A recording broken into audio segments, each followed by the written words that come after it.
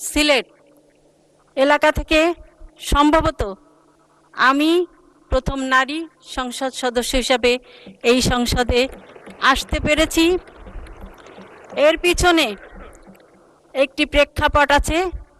সেই প্রেক্ষাপট হলো আমার স্বামী এম ইলিয়াস আলী সিলেট ২ আসনের সংসদ সদস্য ছিলেন। উনার নির্বাচনী এলাকায় উনি বিশ্বনাথ উসমানীনগরের এই সংসদে প্রতিনিধিত্ব করেছিলেন। বিগত ফ্যাসিস্ট সরকার ২০১২ সালের ১৭ এপ্রিল ওর গাড়ি চালক আনসার আলী সহ তাকে গুম করে।